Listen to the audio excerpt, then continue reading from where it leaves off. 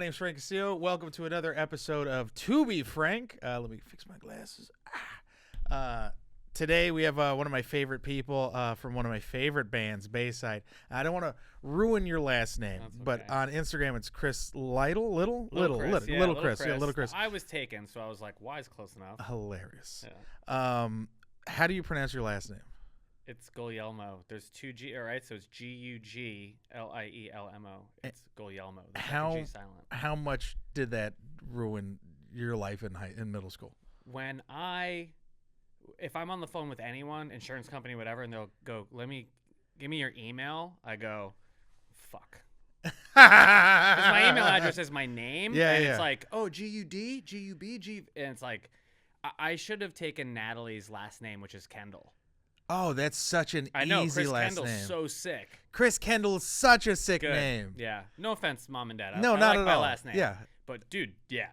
Chaos. Oh, absolutely. Always has been. Yeah. I fucked up, and when I did my email, I put Frank, the letter C, comedy, so it's Frank Castillo Comedy. Oh, double C. Double C No fucking one's hitting that ruined. C, No dude. one's hitting the C.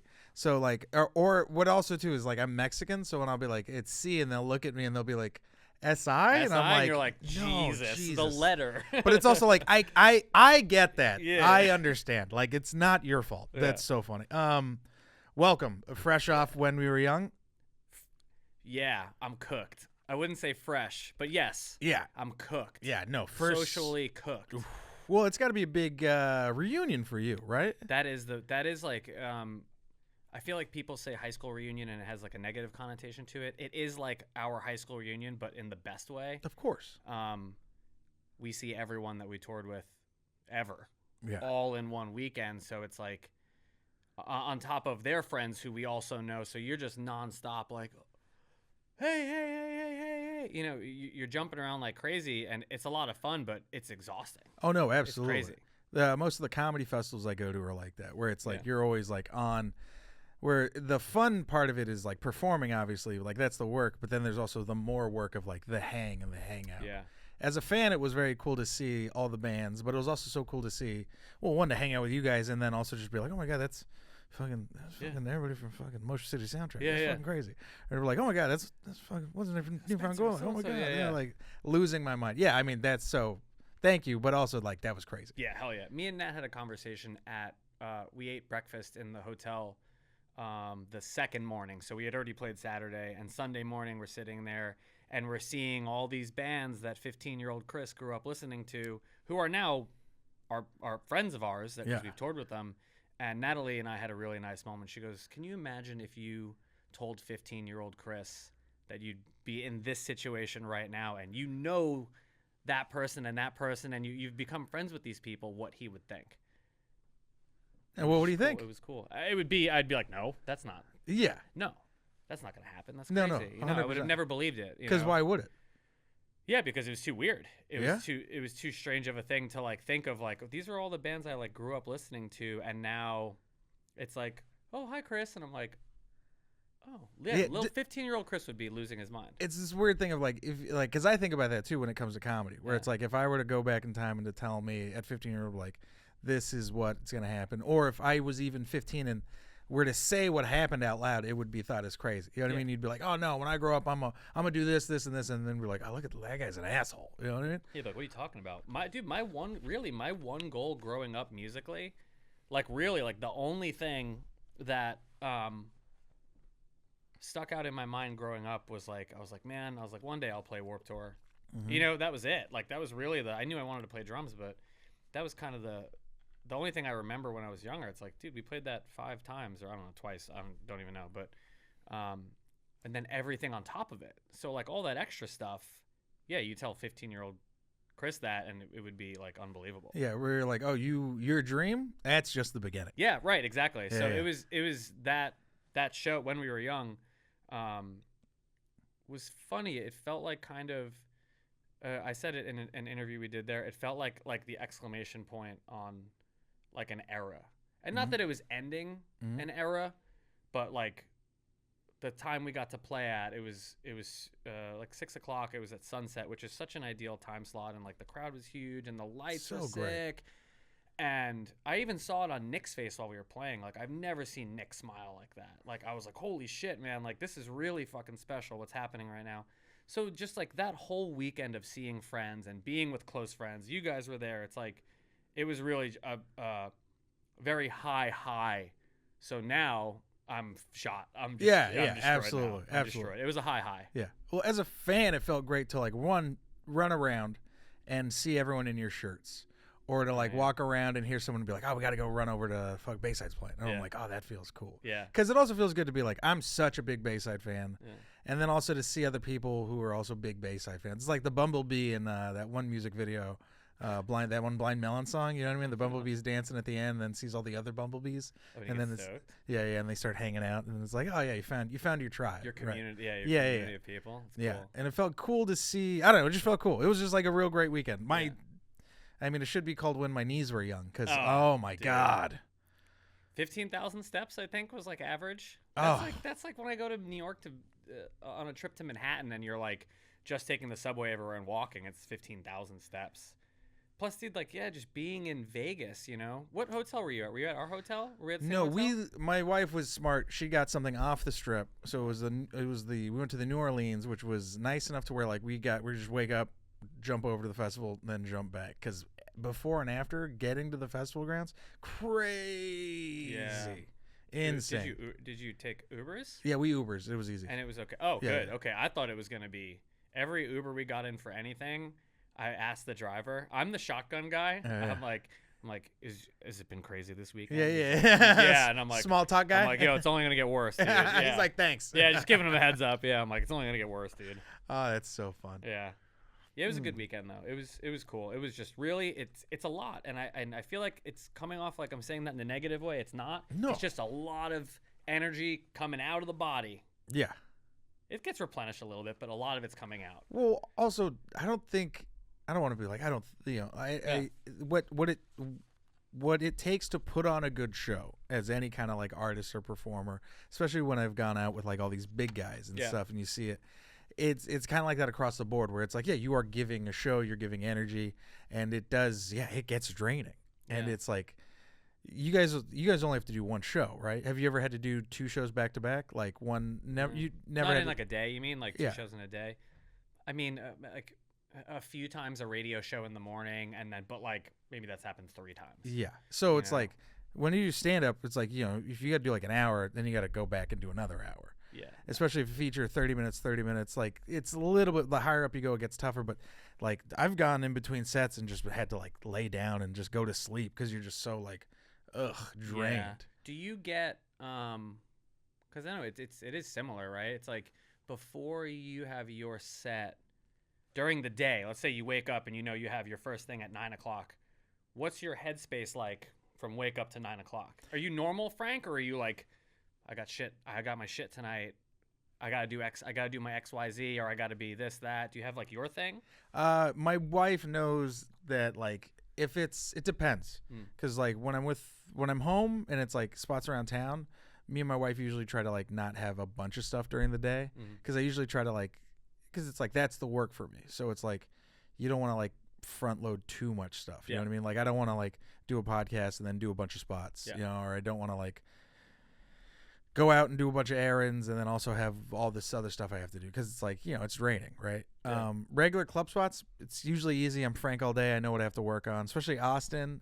A little easier because it's like I have my whole day. Like it's not this like anxiety of like it's Los Angeles, it's Hollywood. Who's in the audience? It's more like it's Austin. It's also your home. It's also where you live, and you have to fucking grocery shop. Yeah. And you have things to do on top of your job. Exactly. Whereas like Austin, it feels like I'm separated from everything. This feels like, this is work. You got your hotel room, which is like, there's no dishes in the hotel room to do.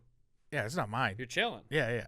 And then it's like I can just go do the sets, right? Yeah. If it's like a weekend where I'm featuring for somebody, then it's like the headspace of like I don't want to do shit. That's the big time shit. That's when you're in the headspace. Yeah. And then it's like I'll go to the gym. I'll try to like run. I'll go get coffee. I'll like sit and think of like what jokes I want to work on, stuff like that. That is my when we have a show. Yeah. I get my coffee. I got to do some sort of exercise to burn off some crap. Yeah. The garbage, and then it's like, all right, how are we going to focus on staying loose all day? What parts, what did I think I did bad on last night? What could I do better tonight? So that's why I asked. I was interested to see like if it's at all similar. Yeah. Well, I mean, usually I'll have like when I'm going with Polly this weekend, we're doing 5 shows. It's sold out. It's Detroit. So I'm first one up. I do 20 to 25 minutes, no cold opener. I'm the guy. Yeah. So I got to go up, eat it for about 5 to 10, depending on how they are. Mm-hmm. It's a Polly crowd, so they're excited. They want to be there. They love Polly. I'm a big Pauly Shore fan, That's by the way. That's so funny. Yeah. It is so funny whenever, And I love him too. He's great. And it also is so wild to like, again, like, well, I want to get into this with you too, is like growing up in a comedy setting where it was like I was 23 when it came to 21 when I started stand up, 23 when I came to LA, 25 when I got the job, and then I started like going on the road with people and opening up, and then like really traveling because I'd never really traveled before then. Yeah. And that is what I attribute to like my college years. So it was like it's you grow up on the road, you grow up with Pauly Shore being your like your mentor or whatever. Slash mentor. The fucking the weasel. It's so it's very wild. It's and he's very Pauly Shore in general. It's so fucking funny, dude. We met him.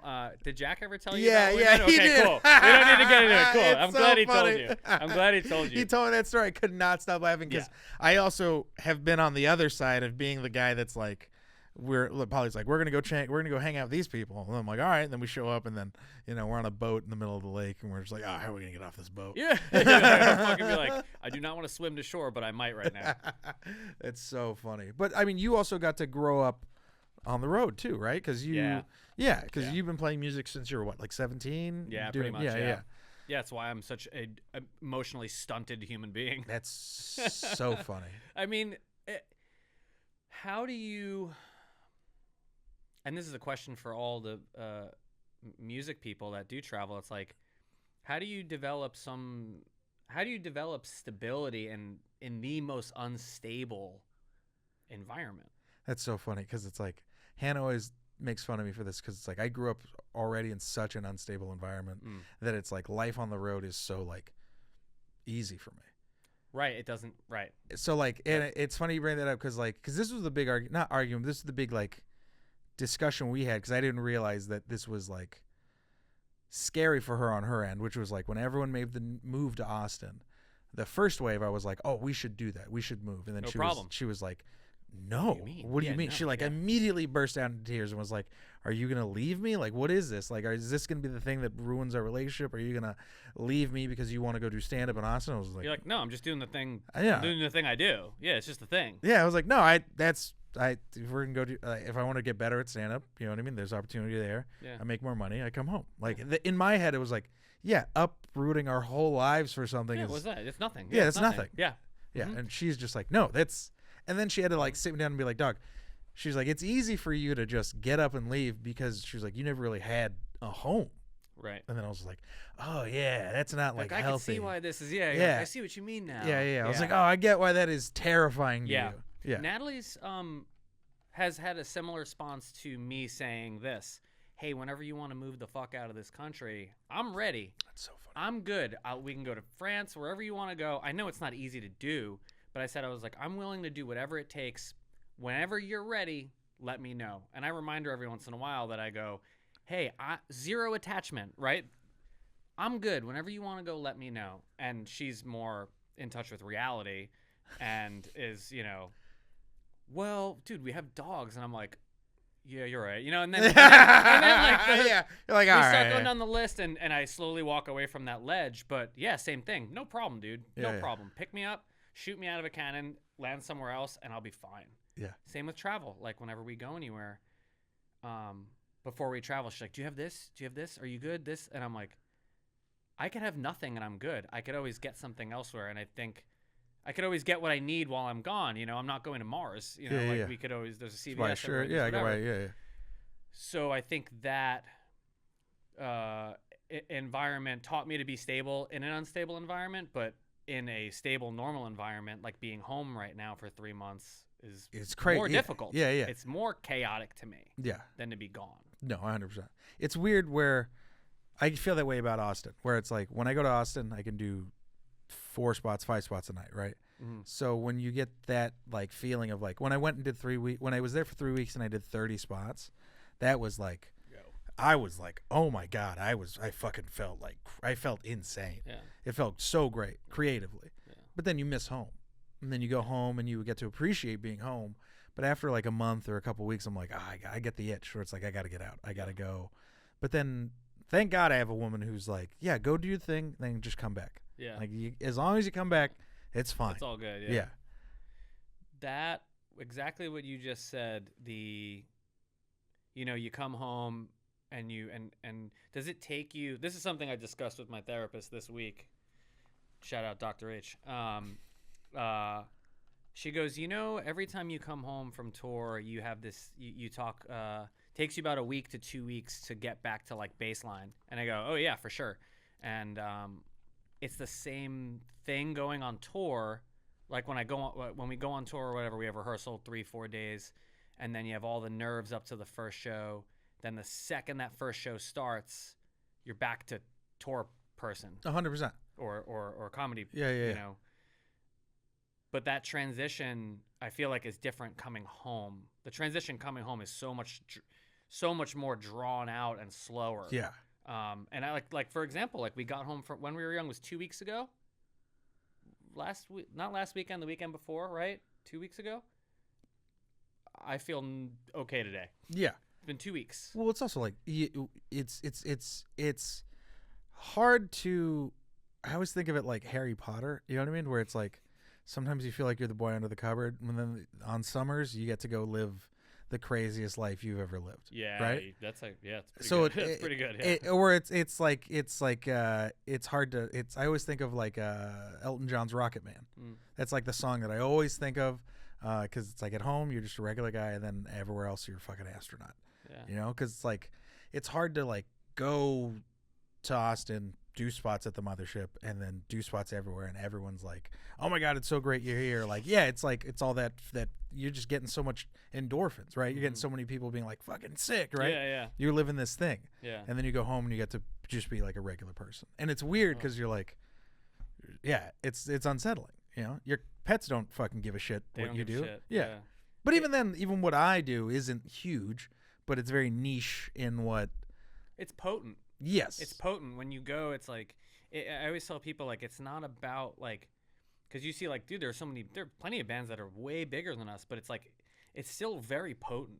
It's still a super potent thing to go out and it just be like, and I'm sure you don't think of it this way, because I don't think of it this way either. It's like you're on stage by yourself in front of a crowd of people. It's like, even if you're not saying anything, like, I'm just playing drums, like, even that level of attention, you can feel it. You can feel the difference between being home alone and being on a stage, whether you're saying something or not. So like I think just like the potency of it. It doesn't matter big or small. Like you're giving 110% when you do your set. I'm giving 110%. That requires a lot of fuel. So yeah, coming home and coming down from that, expenditure of energy to just like, yeah, the dogs are there and they're like, oh, you're back. Yeah. And I'm just like, where am I? Yeah. Like I when we got home from when we were young, I think we got home on a Monday. So Tuesday, Nat was right back at work and I was just in my house. Silence, and it's almost, I don't know if you experience this with when you go and do comedy shows, but like being at when we were young, camaraderie, music everywhere, Vegas, it's just like stimulation. And then you get home and it's like, zero stimulation. Yeah. And you're it's just sitting your there phone quiet. I just have my phone, and then it's almost like I notice myself looking for that stimulation. Yeah. So I'm like picking up my phone and just like playing doom video scrolling games. and and it doesn't give me that feeling like you said. It's like when you're home for a while you get the itch again. Yeah. So it is very just like, I mean, we could talk about what that high feels like, because as a comic, there's no better feeling than like the first time you get everyone to laugh, or the first, like, I could only imagine. It's like, I mean, you ever made like a classroom of people laugh? Like, were you ever a class clown in like school or anything? Yeah, I did. I had like a I gave a speech at a wedding, like a best man speech. Yeah. Did you murder it? And I'm not going to say I did, but everyone said I did. And it felt, I literally, after that, I was so scared. And tell me if this is what you mean. I was so fucking scared, and then went and did it. I rehearsed it so much, and because I really wanted to have it memorized to the point where it was natural and I didn't have to think. And it worked, right? And after that, I was like, I'll public speak in front of fucking 5,000 people. I don't care. It gave me this confidence as a person that completely changed. So I think that's what you're saying. Like, making a room full of people fucking laugh, especially if it's the pressure's on. Yeah. Right? It's not like it's not like when there's low stakes and it's like you say something funny, everyone laughs. They're like, oh, that was unexpected. Yeah. But when it was just like, oh, we're all here for you to make us laugh. Yeah. So, yes, I completely. That's my way of relating to that. Yeah, for sure. Yeah. So that kind of laugh is like, it just feels. I remember, I think I told Hannah, she was like, what is she goes, what does that do for you? I was like, oh shit. I was like, man, it just makes all the traumatic things that happened back then just okay. And she was like, holy shit, dude. And I was like, what do you want me to say? Yeah. It is like, I'm not going to say it's a coping mechanism, right? But like, it's a way to, it buries all that shit or whatever. It fixes it. It feels like it Bill Burr said something very, very very poignant when he was talking about doing mushrooms for the first time. He did mushrooms, and he figured out why he drinks, and he stopped drinking. But he talked about what it was, and he realized why he did stand up too. And it was, he realized that if he could get everyone in the room to like him, then that means no one in the room is gonna hurt him. And then that was it for him. And then I was just like, oh shit, okay. I was like, damn, that's wild. It's heavy. Yeah. It's heavy. He means hurt him, like not physically, like means like emotionally hurt. Yeah, exactly. Yeah. Or just like this sense of safety, where it's like, all these people like me, there's no one's gonna like hurt me. I can relate to that. I feel like I could see some crossover as far as like, just people just being like, you're great. Nobody doesn't like that. Yeah. And it helps when you think you're not great. Yeah. Like I will openly admit that I do not like myself at all. And I battle with that every day. And that's the biggest obstacle I'm trying to overcome now. And it feels great. Like I still won't believe it no matter how well I play or no matter how many people say nice things, but it helps. Yeah. It helps a lot. Yeah. So it's interesting to notice that and then be like, well, what do I do? What do I do with this? Yeah. Yeah. I'm starting to realize now for me where it's like now that I'm a little more financially stable, now I'm more satisfied creatively. And I don't really have much to worry about, like anxiety, like the things that I had major anxiety about. That's all like starting to slowly start to dissipate. And now I'm just having anxiety about not having anxiety. And then it makes me realize it's like, oh no, this is just who I am as a person. Yeah. It's just being a human. And then I just got to like figure that out. Like you just got to work on it, which is like, it sucks because you're like, there's not like a pill or something I can take. I know. Well, you can, but it's like, just a ton of work. I said this a few years ago, and like you were just saying, it's like financial stability, a good relationship, like the important things, right? Yeah. When you get them, you go, man, I wish I knew during that whole phase of going through the financial stability, finding a good partner, that what I was going to end up with was just me dealing with myself. Yeah. None of that shit would have mattered. None of it would have mattered, right? Because you would have been like, well, those things are still important. Yeah. But the thing that doesn't really get fixed, you're always just like, the thing with self and learning about yourself is that doesn't stop. Financial stability, like you do hit a point. Right? You do find a partner. You do like those things. Then they still require work, but I feel like nothing requires the same amount of work than continuing to grow as a person. Yeah. And essentially just fighting yourself. 100%. Yeah. Yeah. Well, I feel like we just had a breakthrough. This is great. That was it. All right. Well, 27 minutes. Yeah, 25 minutes. We figured it out. All right. So one of the things I did want to ask was, so you been doing music since you were 17? Yeah, right? Always playing. Yeah, always playing music. What was the thing that like you were like, oh, drums is it? You know what I mean? That you were like, drums is my instrument. Did you play anything else?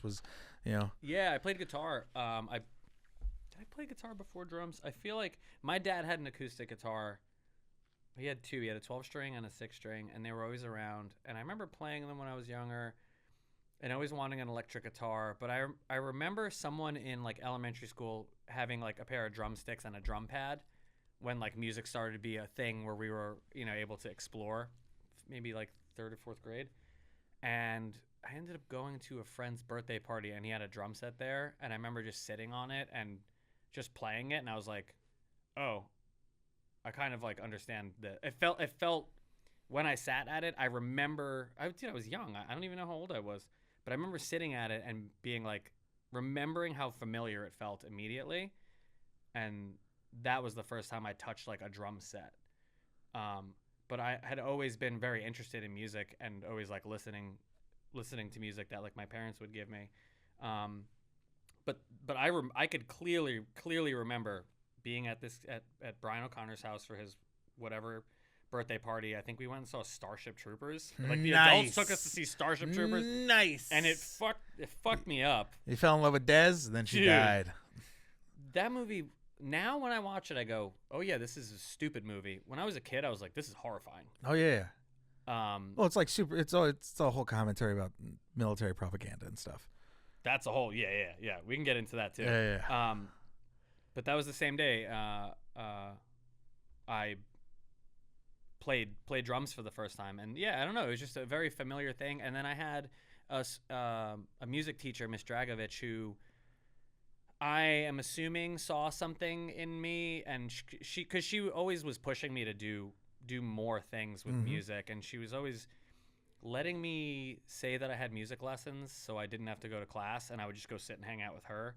Nice. She was always like, I think she understood for some reason or whatever, she saw that I was going to play music or I was going to pursue music, and she would just let me fucking go hang out with her and not go to class. And then she would also like push me to join jazz band, or she would push me to join pit orchestra.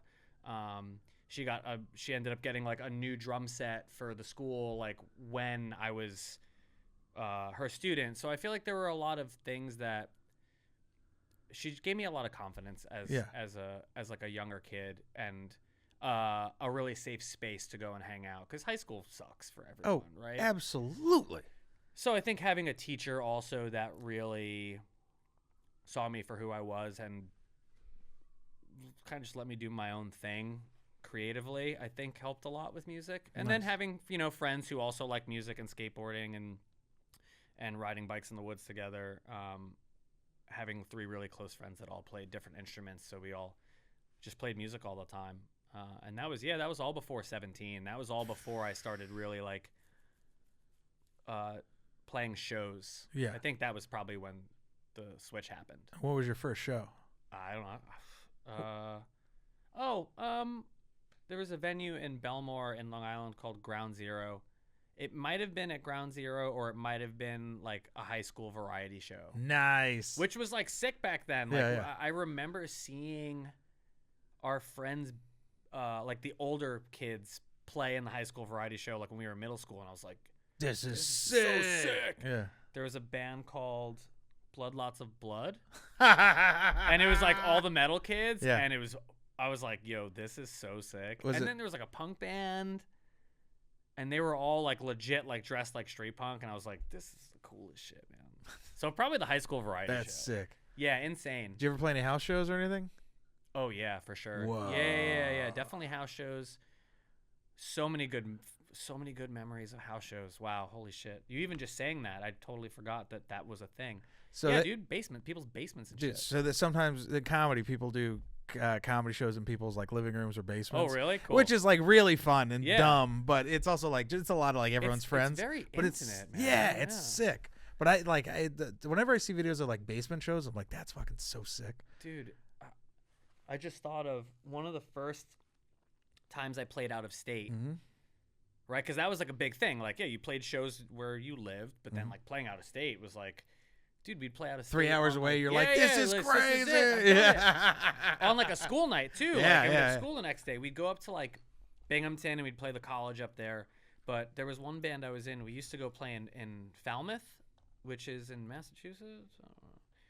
But it's a really beautiful area, and we played this kids like garage. It was like this big barn, and I could still remember it, but I remember it being like freezing. It's on the water in the Northeast, but that was the first time we like traveled in our friend's like Astro van. I think he was the first one to get his driver's license. Nice. So we all just jumped in his car and went up and played this show and like slept there, and it was like a whole thing, you know. But yeah, that was like those were like the beginnings of that all happening, and then getting to meet a lot of people. Like, dude, we were playing with bands like Brand New and Taking Back Sunday, and I played a show with Bayside in another band. Whoa. When I was 15 or 16, I think. Wow. I don't remember what era Bayside it was. I don't remember what record, but I remember playing at a venue in Farmingdale. It was called the Downtown, and it was Bayside and I think a band called Wakefield, or it might have been Fall Out Boy, but our band got to open. And wow. we were like, yeah. That's but it was sick. still on Long Island. It was still like down the block from the house. But that's that's so sick. Yeah, it's cool. Crazy though. Crazy to think younger. That was still younger Chris. That was still pre-Bayside adult Chris. Yeah. That's a long time ago. Wild. A really long time ago, yeah. Yeah. Do you remember like going on the road like on the first big tour? Yeah. I said yes before I thought of it. Yeah. But dude, first big tour. Well, first like I think first tour where I was like, "Oh, this is no joke," was Warped Tour, and I did that with a band called Amity, and I was 17 or 18, and I moved out here to be in that band, and we did all a Warped Tour in like van and trailer. I don't think we had catering, and I think we set up the stage. We were like one of the bands that helped set up the stage in the morning. And we would just be online in the morning trying to sell CDs, like with headphones on a Walkman. That's sick. Which is funny. I feel like I had a lot of personality development happen during that time, because I was an East Coast kid who moved to California and lived with these other teenagers, and they showed me a ton of music. I learned so much shit from being in that band. But on top of it, getting to do Warped Tour with them and walk the line and like not learn how to sell shit to people, but just like learn how to talk to people you don't know, like that. Yeah. I feel like that whole experience of living here, that Warped Tour, all that shit really shaped me as a person. As far as just like, kind of that like social aspect of like, Natalie's always like, dude, you could fucking talk to like anyone. I'm like, my high school teacher definitely said I could talk to a wall if she put me in front of it, which is like, word, all right, that's awesome. But on top of that, I think like learning that social skill of like, I think I learned that at that time. Yeah. But that was the first tour where I was like, oh shit, we're on a tour. And then the first one with Bayside, I would say would be like the other one where I was like, I didn't know Nick. I didn't know anybody in the band. Like that was like, I heard they needed a drummer, and I reached out. We had a mutual friend who reached out for me, and then I learned, I don't remember, 25 maybe songs, and I went and met with them, and I think I hung out with them first. Yeah. It was like, yo, come to the house. Let's make sure you're not weird, a serial killer or something. Passed that test, and then the next test was like playing. So I think that was the first time where I was like, even though we weren't making any money, I was like, oh shit, this is your job. Like, you're showing up, like, you got it. I've always taken it serious, but that's when I was like, hey man, these aren't just friends. These are like your friends and colleagues. Like, these are coworkers. This is real shit. Yeah, this is real shit now. So I think that was the first time where I was like, hey man, this is fucking no joke. Like, you're actually doing this now. How old are you at the time? 19. Whoa. Yeah, I think 19, because I was under 20. I know I was under 21 for sure. 19 or 20. 2006, maybe? I don't know. I can't do the math. I was a junior in high school. How old are you? 35. Oh, yeah. Okay, that makes sense. I'm 38. Yeah, so I would have been, right, out of just, I graduated young. Well, it doesn't matter. But yeah, just out of high school pretty much. Damn. Yeah. Yeah. That's wild. Yeah, I always recommend. I like whenever I'm at the store and they're like picking new door guys. I always think that they should hire at least one like 21-year-old, like someone who's freshly 21. Like, because I think growing up at the club, being 21 and growing up there is like really teaches you a lot more as a comic, and it's like you just I don't know. I just think it's a different kind of thing. If you you're saying like if they wanted to get into 100%, dude. Yeah, I mean, I was in a studio from age 16 to 19. Was just like in a studio, whether I was playing with any of the bands, whether I was jamming with a friend that would come in. I mean, we lived at this studio. I was around it. Yeah, I mean, I was absolutely immersed in it. Like almost lived there. The only way I would say I didn't live there is that I drove home at night, slept at my parents, woke up and went back. I ate there, we played there, we recorded there. And when I say we, I mean like me, friends, other bands. I got to work with all different types of artists at a young age. So like, yeah, like the door, like door guy. Yeah, man, like being around it, immersing yourself in it. I mean, like we were talking, like I am a emotionally unstable person because of being completely just surrounded by it and nothing else. Yeah. So like, yeah, it helped. Yeah, It didn't help this. It didn't help this end so much. Yeah, but there's a dude, drawback. It definitely, absolutely pushed my playing and creativity and just development as a young artist. No, you know? yeah, no, I 100% get that. I think me and Hannah talk about it all the time. Like, you ask me anything about comedy, I could talk about comedy for hours. Breakdowns, I could, I just like the formula, everything, theory, all comedy stuff. I can talk about it for hours. Yeah. You ask me about anything else, I'm so dumb.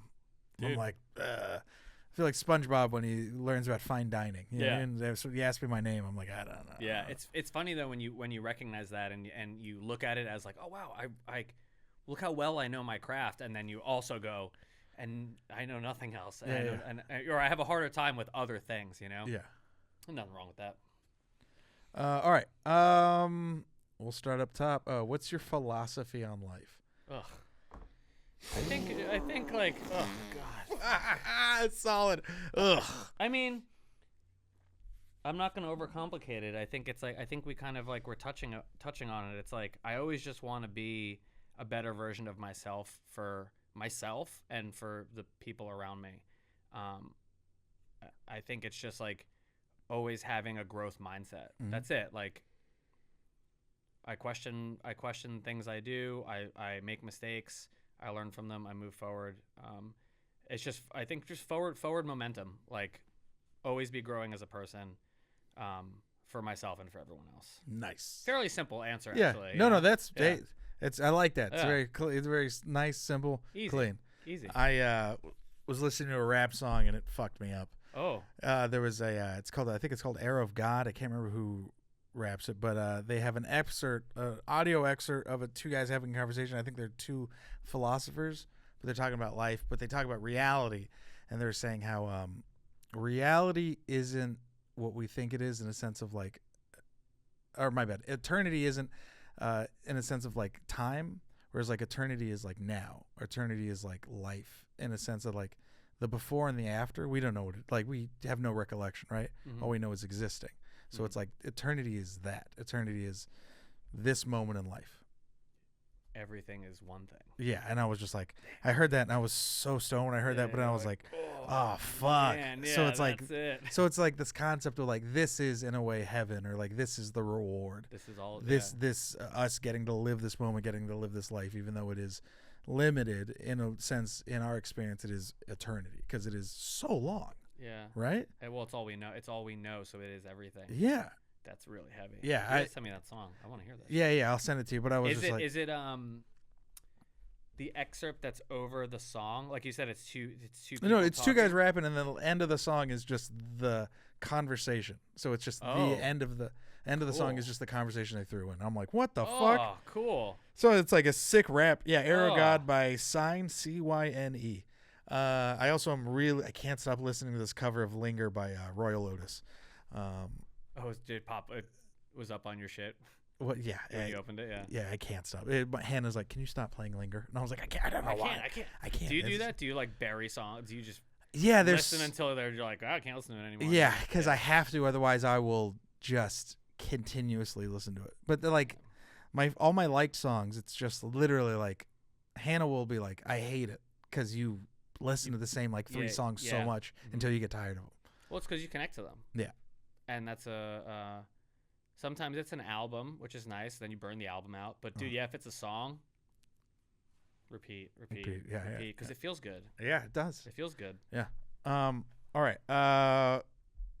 That's gonna make me keep asking more questions about music. But when you play music, like when you do when you guys do your set list and stuff and you rehearse, are there any things that like, do you feel like you have to? Because like when I do a joke that I know crushes, like I feel like I have to do something new, right? Certain jokes I do and I'm like, I kind of feel like I'm not tired of it, but it just doesn't excite me as much as like a new joke I do. Do you guys feel that way, or do you feel that way about like things you drum and do stuff you do? I'll answer the like on a personal level, I'm all over the place. I'm it's a feel thing for me, right? So if I play something and I'm playing it for a tour, or I'm thinking about how I used to play it, I'm always trying to think of how to make it better and what I'm doing wrong with it. So I won't discard it until I feel like it's been years and it's not working. I won't really discard parts until I'm trying to complete it. Kind of when I get to my like, man, I feel like I've tried everything. Maybe I'll just get rid of it now. I feel like I'll try everything until I get rid of a part. And sometimes also those parts need to be there for the song for the song. So I think depending on what it is also, we'll decide whether or not I work on it or get rid of it. If it needs to be there, then it's got to be there, and I got to figure out how to make it work. If it doesn't work, I'll try to make it work until it just kind of doesn't. And then the set list, that's tough, man, because we play like we're in a unique position because we have an old catalog that people love, and we have new stuff, and we're still growing as a band, and people really like the new stuff. So it's like, how the hell do we play the bangers that we've always played? How do we add these new songs in that people want to hear? We are very selfless with the set list. It's never really what we want to do. Interesting. It is more so, which is I think is also interesting because art. I feel like art is supposed to be what you want to do as an artist, and when people connect to it, that's truly art, right? I feel like this approach, that doesn't really have to apply, but it's the opposite. We're doing it because we want kids to be, kids and adults to be stoked. So we're deciding the set list based off of like whatever is going to give the best show for the listener is what we're going to choose. And if there's a new song and it's not hitting the crowd, whether we like it and we're playing it and we're ripping it and we're like, dude, it's so musical, it's so sick. If the crowd is like, then we won't play it. And we'll find another one. Interesting. Yeah. Yeah. My answer for me seemed like absolute bullshit. I was just like, I'm like, dude, what are you saying right now? No, because that makes sense in a sense of like, it does show the difference between like, obviously drumming and stand up, but it's like, when I do a joke, there's certain jokes I'll do where it's like, all right, I feel like this is finished, and then certain things will like, you'll start to work on it and it'll be good. Like then, like in the past year, I've done this Akatar joke, and now it's a 6-minute bit. So it's like in a year or two, will this be the bit that I still do and I like it, or will I keep touching up upon it and stuff?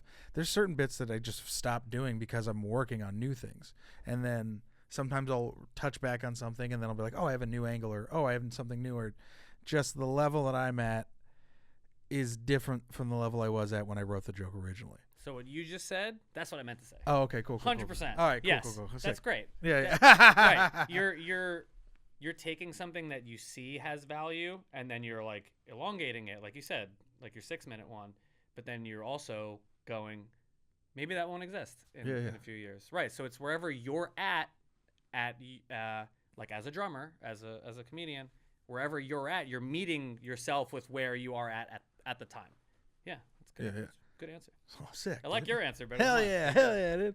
Oh man, it is. It's so cool. Just like I've always been just a fan of music. Yeah. So it's always so cool to being able to like listen, like I don't know, just pick your brain and see how you think about stuff. The crossover is what's always impressive about like talking to you. We've had a lot of conversations like this, and I feel like I'm always asking you, is it like that in comedy? Like, Yeah. it's cool getting to see how much shit is kind of just the same thing, Yeah. and like how similar people's mindset approaches Yeah. to stuff. Well, it's performance. Yeah.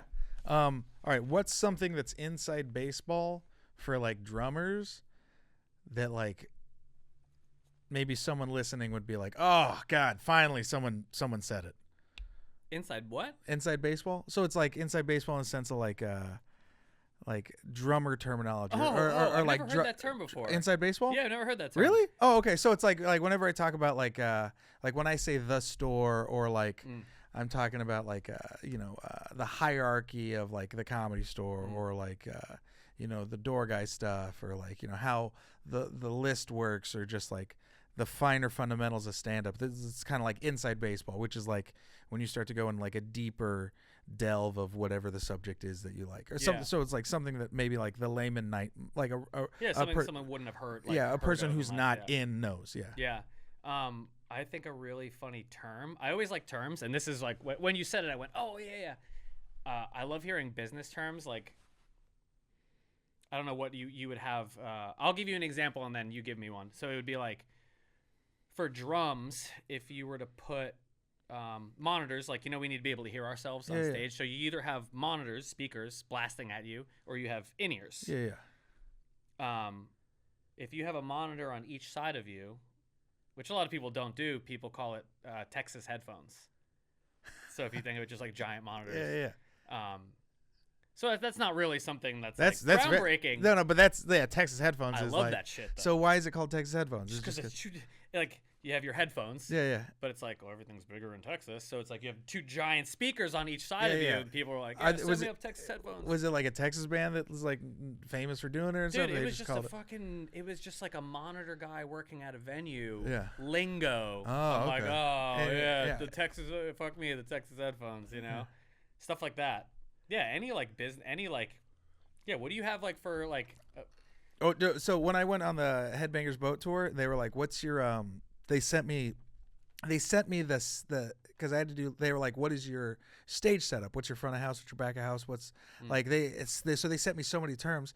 I literally had to send them back and I go, "Hey, you have to explain this to me like I'm a child. I have no idea what any of this is." I was like, "All I need is a microphone that's hooked up to speakers and a stool and a spotlight." And the guy goes, "Oh yeah, that's easy." So I had to go do sound check. It was literally 3 minutes. The guy was like, "This is the easiest setup I've ever had to do." You're like, yeah, I'm not overcomplicating it with all the terms. What's with all the terms? Stage left, stage right, front of house, back of house. I was saying FOH for something, and someone was like, "What?" And I'm like, "Where the sound desk is." They're like, "The what?" And I'm like, "The guy who's controlling the sound coming out of the speakers." They're like, "What do you mean?" I'm like, "Just come with me." Inside baseball, dude. I love that. I have a friend, another Frank. He works in the cycling industry, and he has so many good terms. Oh, really? He's got so many terms. I'm not going to be able to think of any off the top of my head.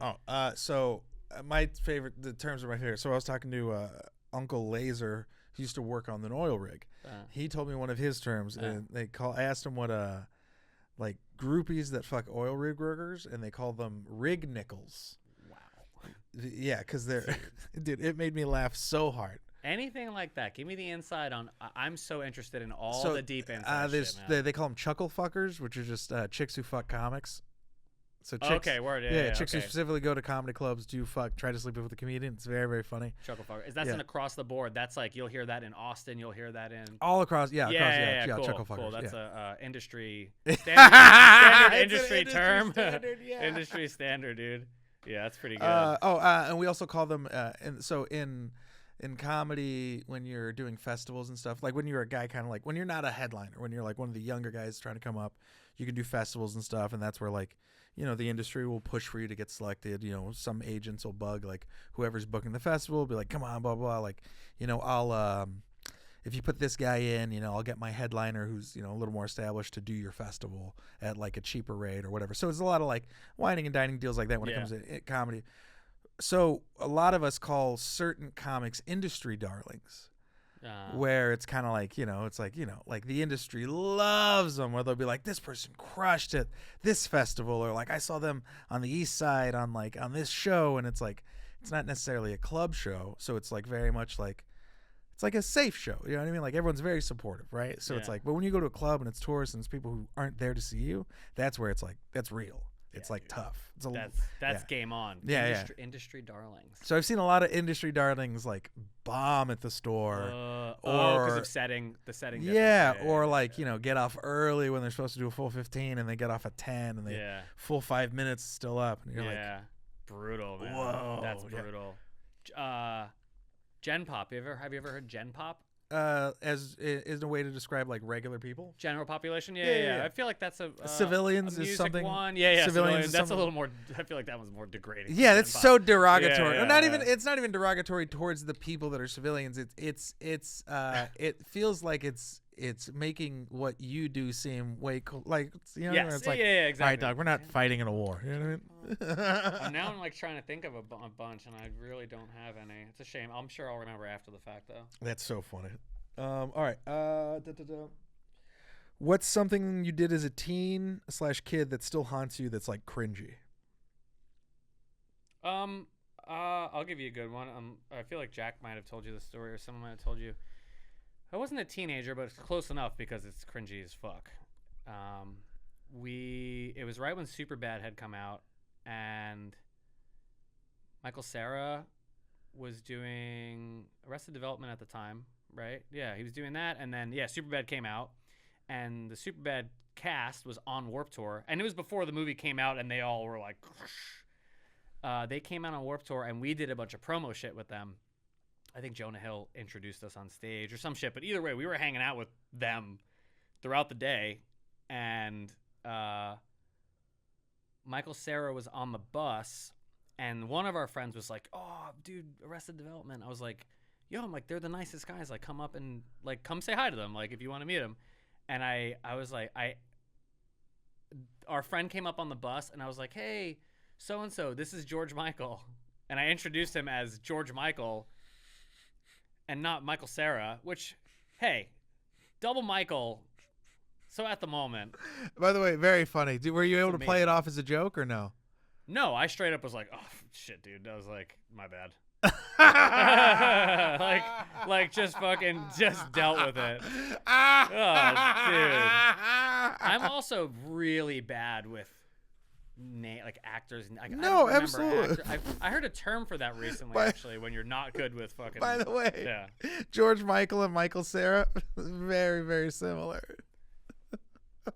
Close enough, man. That story, I've come to terms with it. It doesn't bother me as much, but I think that's I also lost sleep over it for at least a week. That's like harmless, but also like I could see how you would lose sleep where you're like, fuck. Dude, you know what the best thing about it was? He didn't give a fuck. He was just like, yeah. Didn't give a fuck. Yeah, that's he's just sitting there like. Yeah. He's like, that's why I always like Newfound Glory. Yeah. So I was like them better than these That's guys. so fucking funny, dude. I feel like I got probably some other good ones too, similar to that, just straight foot and mouth kind of stuff. My favorite foot and mouth one that I had for me was when I was working at the store, Louis used to pop in all the time, right? Louis was my favorite, and I would always be able to like sneak a conversation with him whenever he was come by, because he'd work the rope, or I'd work the rope, so I had to like make sure no one would come through, and he'd swing by and blah blah blah. And then like parking lot, we'd talk every once in a while. So finally, he's there one night, and it's after the second season of Roast Battle. So I had just won, and I knew he had won. He had watched all of season 1 because his friend was performing, so he was like helping him write jokes. So he had watched season 1, so I knew he was going to watch season 2. And then he was at the store. And then I was like, oh, and he was talking to Tony Hinchcliffe about Roast Battle. He was like, I saw you on Roast Battle. You were really, really funny. So I'm like, oh, this is my moment. Like, we're talking about Roast Battle. I just won. Like, we're going to have something to talk about. Yeah. So I go, hey, I actually just won season 2. And he looks at me and goes, oh, thank you. And then he just leaves. and then I was just like, ah, and then like he didn't. Oh, thank you. He didn't hear what I said. He thought I was complimenting him on his season 2 of a show that came out. So he was just, and none of my friends like corrected him. They just let it happen. Like they all just took a step back and just watched me fucking drown. Yeah. And so he ends up leaving, and then I was like, I felt like a fucking idiot. So all my friends knew what happened. So they of course were just laughing their asses off. Yeah. And then one of them goes, "Hey man, it's all right. He'll come back again. You'll be able to talk to him about it. It's totally fine." Yeah. The next day, the article drops with all the accusations. Oh my god, dude. So I never got to talk to him about it again. It just is what that just stays that way. Oh my forever. god, that shit made me laugh so hard when it happened. I think if I saw Michael Cera, I would absolutely tell him that story. If for some reason our paths ever cross again. Oh yeah. I would 100% be Chris now doesn't care. Of course not. That's just funny, man. Yeah. That's just funny shit. Yeah, that used to come up a lot, actually. That story came up a lot in a lot of interviews. We're like, well, Chris did this. And Oh my god, and I love that the rest of the rest of the band will not let you live that down. they That's love it. so great. Yeah. All right, we'll get out of here on this one. What's the craziest thing that's happened at a family gathering? Dude, my family's so chill. Chill? Nothing crazy? No. I feel no. Oh, Crazy. Hannah's last Thanksgiving, someone forgot to add a chair, so there's one person who didn't have a chair, and it was in the family email the next couple of months. It was a very big deal. It was very, very funny. Dude. Someone just miscounted, and it was like a whole thing, and it made me laugh because Hannah was like, "Oh man, I can't believe it." She was like, "I'm so sorry, my family's so weird like this," and I go, "Dog, my uncle punched another one of my uncles at a fucking like family Thanksgiving because they just got drunk and argued about sports. Like oh they my like God. like and they're fine now. Like Yeah. I was like, dog, like one chair being like that's fine. Like it's totally was she fine. saying like the email follow up was the weird part? No. Or Where she it was saying like in general. it was like so they'd have like a family email. You know what I mean? So then Yeah. it was just like a funny thing that happened, and then now it was like the chair incident. Yeah, you know what I mean? it's so been it's documented. like Yeah, it's been documented. it's in the timestamp. You know what I mean? So it's very, very funny. And then so now whenever like I see her family, I always joke about the chair incident. Yeah. Where it's like, yeah, my family are all degenerates. You know what They're I mean? Like knocking each other out. yeah, you know what I mean? It's like, oh, we can't go to fucking, blah, blah, blahs because, they still got in a fight from 2 Super Bowls ago. Damn it, I don't have any. I'm like, I don't have anything. It's so funny whenever I find people who don't have family dysfunction. Like, It's a deeper dysfunction.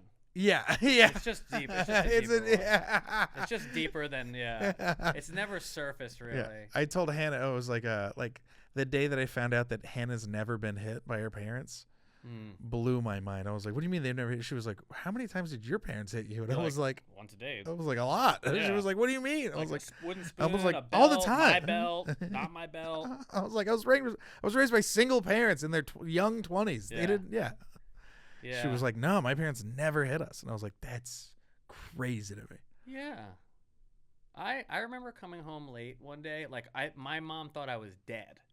Okay. Like, cause I would always come home on time, and one time I just didn't, cause we were out skating, and I was just like, I come home on time all the time. What does it matter if I come home once late? Yeah. And I remember pulling up in front of the house, and I saw my dad just standing in the doorway, and I was like, that's bad.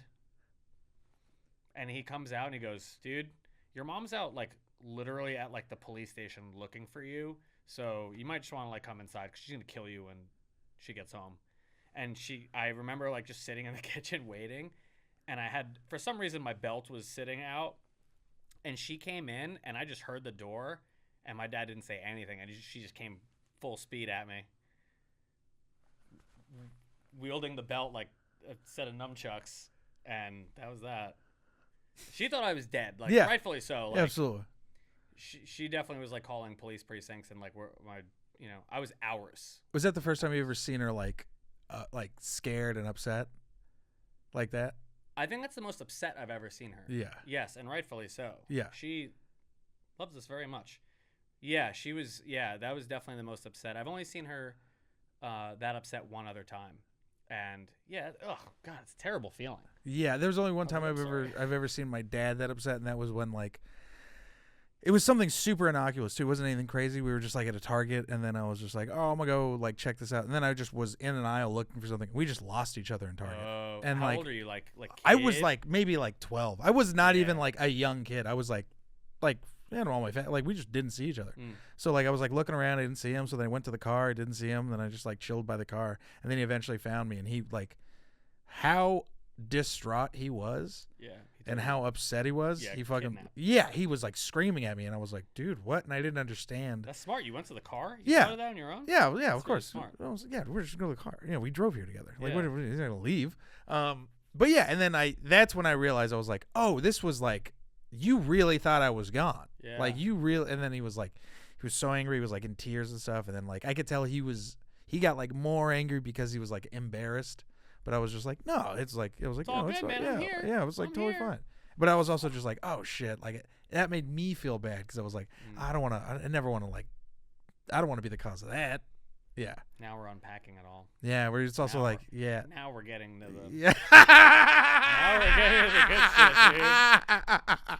Hannah planted these questions. She knew Oh my what they god, were gonna do. dude. Yeah, dude. The question She master, knew, dog. Question master. All right. Anything you want to plug before we get out of here? Bayside's going on tour in the UK in February. That's gonna be cool. We're gonna play a bunch of all of the music, so like kind of the opposite of what we were saying. We're just gonna play a bunch of shit, and hopefully you guys like it. I have a solo EP coming out. I don't know when, but who cares? That project's called Head Trip. That's just some shit I do at home for fun. Nice. And I can't say what else. Are you still doing coffee? Yeah, we're still doing coffee. We're doing a rebrand that we've been doing for a while now. So thank you for the reminder. That's something we have to get on top of. Yeah. No, I mean, we Legal Speed Coffee. Yeah, we got the cups, we got the shirts. It's good coffee. All the stuff. All the stuff. Thank you so much. Sorry. I had breakfast before this. Thank you so much. My name's Frank Castillo. Thank you, Melrose Podcast. Amazing place. Thank you, Kalia Extracts. Thank you, Puffco. Yeah, please follow us on YouTube. Check us out on Spotify and Apple Podcasts. Have a good day. Thank you very much. Bye.